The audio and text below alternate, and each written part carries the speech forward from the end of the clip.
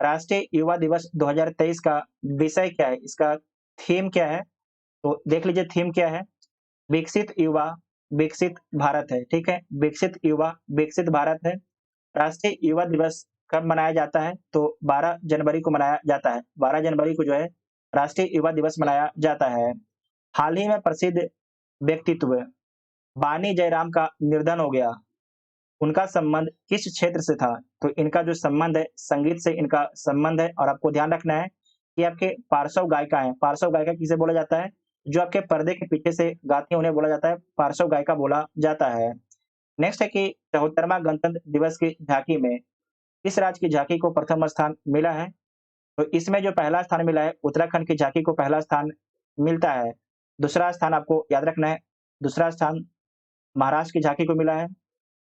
तीसरा स्थान जो है उत्तर प्रदेश की झांकी को मिलता है। 74वें गणतंत्र दिवस पर भारत के मुख्य अतिथि कौन थे? तो मिस्र के राष्ट्रपति थे अब्दुल फतह अल सीसी। अब्दुल फतह अल सीसी थे, ठीक है? दादा साहेब फाल्के अंतर्राष्ट्रीय पुरस्कार हेतु इस फिल्म को बेस्ट फिल्म के लिए चुना गया है। ध्यान से पढ़िएगा क्वेश्चन को। दादा साहेब फाल्के अंतर्राष्ट्रीय पुरस्कार हेतु इस फिल्म को जो है बेस्ट फिल्म के लिए चुना गया है। तो द कश्मीर फाइल्स को चुना गया है, द कश्मीर फाइल्स को चुना गया है। जबकि फिल्म ऑफ द ईयर का खिताब जो है आरआरआर के द्वारा जीता गया है। भारतीय वायुसेना के नए उप प्रमुख कौन बने हैं, उनका नाम क्या है? तो उनका नाम है अमरप्रीत सिंह, उनका नाम है। जबकि वायुसेना के प्रमुख कौन है? तो विवेक राम चौधरी हैं, विवेक राम चौधरी हैं। आर्थिक सर्वेक्षण 2023 के अनुसार नारियल उत्पादन में किस राज्य का स्थान पहला है? तो नारियल के उत्पादन में पहला स्थान आपके केरल को मिला है, ठीक है? पहला स्थान आपके केरल को मिला है, दूसरा स्थान कर्नाटक को मिला है और जो तीसरा स्थान है ये आपके तमिलनाडु को मिला है। तो डी इसका राइट आंसर हो जाएगा। 17वां वन स्थिति रिपोर्ट 2021 के अनुसार भारत के कितने राज्यों या केंद्र शासित प्रदेशों में 33% भूभाग पर वनावरण का लक्ष्य प्राप्त किया है? तो आपको ध्यान रखना है कि भारत के 17 राज्यों और केंद्र शासित प्रदेश में जो है 33% आपके वन है। तो ए इसका राइट आंसर हो जाएगा। और ओवरऑल जो कितने भूमि पर वृक्षावरण है? तो 24.62% इलाके में जो है आपके वृक्षावरण है ओवरऑल, ठीक है? तो ए इसका राइट आंसर हो जाएगा। पहली बार बीसीसीआई द्वारा आयोजित महिला प्रीमियर लीग 2023 में कुल कितने टीम भाग लेगी? यहाँ पर भाग लेगी ये आपके हो चुका है, ठीक है? कितने टीमों ने भाग लिया इसे कर लीजिएगा। तो आपको इसमें याद रखना है कि 5 टीम आपके भाग लिया है। इसका विजेता कौन है? तो विजेता आपके मुंबई इंडियंस है। जबकि उपविजेता कौन है? तो दिल्ली आपके उपविजेता है, ठीक है? दिल्ली आपके उपविजेता है। सबसे महंगा खिलाड़ी कौन है? तो स्मृति मंदाना, स्मृति मंदाना जो है सबसे महंगा खिलाड़ी है। इनका इनका बोली कितने में लगाया गया था? तो 3.40 करोड़ में लगाया गया था, ठीक है? 3.40 करोड़ में लगाया गया था। नेक्स्ट है कि नवोदित लेखकों को प्रोत्साहित करने के उद्देश्य से भारत सरकार ने किस योजना की शुरुआत की? उस योजना का नाम क्या है? तो युवा 2 उस योजना का नाम है। तो ए इसका राइट आंसर हो जाएगा। ब्रिटेन के प्रधानमंत्री ऋषि सुनक का संबंध भारत के किस राज्य से है? तो इनका संबंध भारत के पंजाब राज्य से, भारत के पंजाब राज्य से है। टी20 वर्ल्ड कप का आयोजन 2026 में कहाँ किया जाएगा?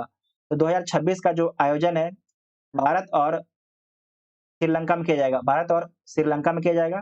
तो डी इसका राइट आंसर हो जाएगा। जबकि 2024 का आयोजन कहाँ पर किया जाएगा? तो आपको याद रखना है यूएसए प्लस वेस्ट इंडीज, ठीक है? यूएसए प्लस वेस्ट इंडीज में किया जाएगा। तो डी इसका राइट आंसर हो जाएगा। राष्ट्रमंडल खेल 2022 में स्वर्ण पदक जीतने वाले सुधीर लाठ का संबंध किस खेल से है? तो जो आपके राष्ट्रमंडल खेल 2022 है, इसका आयोजन आपके ब्रिटेन में होता है। तो इसमें पूछा गया कि आपके जो सुधीर लाठ हैं, इनका संबंध किस खेल से है? तो इनका संबंध जो है भारोत्तोलन से, ठीक है? वेट लिफ्टिंग से इनका संबंध है। जो राष्ट्रमंडल खेल 2022 हुआ था, इसमें भारत के द्वारा कुल कितना पदक जीता गया था? तो भारत के द्वारा कुल आपके 61 पदक जीता गया था। इसमें आपको याद रखना है कि 22 आपके स्वर्ण है, 22 आपके स्वर्ण है, 16 आपके सिल्वर है और आपको याद रखना है कि जो 23 आपके जो है 23 ये आपके ब्रॉन्ज है, 23 आपके ब्रॉन्ज है। कैसे बोलते हैं? 22 आपके गोल्ड है, 16 सिल्वर है, 23 आपके ब्रॉन्ज है। बजट 2023 के अनुसार प्राथमिक घाटा जीडीपी का कितना प्रतिशत है? तो आपको याद रखना जो प्राथमिक घाटा है 2.3% है, 2.3% है। अगर इसे पैसे में बोलिएगा तो कितना हो जाएगा? 7.06 लाख करोड़, ठीक है? लाख करोड़ आपके घाटा है। तो बी इसका राइट आंसर हो जाएगा। नेक्स्ट है कि सिक्किम का नया राज्यपाल किसे नियुक्त किया गया है? जो आपके सिक्किम राज्य है, सिक्किम राज्य के नया राज्यपाल किसे बनाया गया है? तो लक्ष्मण प्रसाद आचार्य को जो है सिक्किम का नया राज्यपाल बनाया गया है, तो ए इसका राइट आंसर हो जाएगा, ठीक है? गुलाब चंद्र कटारिया कहाँ के राज्यपाल हैं? तो आपको याद रखना ये असम के राज्यपाल हैं, ठीक है? असम के राज्यपाल कौन है? तो गुलाब चंद्र कटारिया हैं। यूनिसेफ इंडिया के नए राजदूत कौन बने हैं? यूनिसेफ इंडिया के नए राजदूत कौन बने हैं? तो आयुष्मान खुराना बने हैं, आयुष्मान खुराना बने हैं। वीर गार्जियन संयुक्त सैन्य अभ्यास जो भारत तथा जापान के मध्य हुआ, इसका आयोजन किया गया है, तो इसका आयोजन कहाँ पर किया गया है? तो इसका आयोजन जो है जापान के हायाकिरी में किया गया है, हायाकिरी में किया गया है। और आपको याद रखना है कि ये कौन सा अभ्यास है? तो वायुसेना का अभ्यास है, ठीक है? ये आपके वायुसेना का अभ्यास है। ये आपके वीर गार्जियन, अगर पूछा जाएगा धर्म गार्जियन किससे होता है? तो ये भी आपके होता है जापान से होता है, ठीक है? जो आपके धर्म गार्जियन है, ये भी आपके जापान से होता है, भारत और जापान के बीच में होता है। प्रधानमंत्री नरेंद्र मोदी द्वारा आदि महोत्सव का शुभारंभ कहाँ पर किया गया है? तो जो आदि महोत्सव है, इसका शुभारंभ नई दिल्ली में किया गया है, ठीक है? नई दिल्ली में इसका शुभारंभ किया गया है, तो ए इसका राइट आंसर हो जाएगा। और आपको याद रखना है कि जनजातीय मंत्रालय के द्वारा इसका आयोजन किया गया। T20 cricketer of the year 2022 का अवार्ड किसे दिया गया है? तो सूर्य कुमार यादव को दिया गया है। जबकि आपको याद रखना है कि अगर बोल देगा कि एक दिवसीय क्रिकेटर ऑफ द ईयर का अवार्ड किसे दिया गया है? तो बाबर आजम को दिया गया है।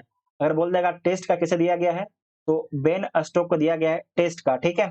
और ओवरऑल बोल देगा तो बाबर आजम हो जाएगा, ठीक है? बाबर आजम हो जाएगा।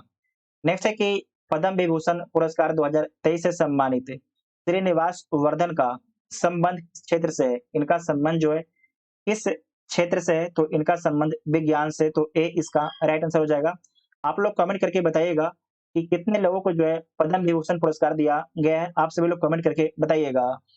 नेक्स्ट है कि प्रसिद्ध राजनीतिक शरद यादव, ठीक है? प्रसिद्ध राजनीतिज्ञ शरद यादव जिनका हाल ही में जो है निर्धन हो गया, वह कितनी बार लोकसभा के लिए चुने गए हैं? तो लोकसभा के लिए आपके 7 बार चुने गए हैं, ठीक है? लोकसभा के लिए आपके 7 बार चुने गए हैं और राज्यसभा के लिए 3 बार चुने गए हैं। राज्यसभा के लिए आपके 3 बार चुने गए हैं। दुनिया का सबसे लंबा रिवर क्रूज एमवी गंगा विलास ने कितने दिनों की यात्रा की है? तो कुल आपके 51 दिनों की यात्रा की है। जो रिवर क्रूज एमवी गंगा विलास से यात्रा कहाँ से प्रारंभ की थी? तो आपको याद रखना है कि वाराणसी से प्रारंभ की थी। इसका उद्घाटन पीएम मोदी के द्वारा इसका उद्घाटन किया गया था।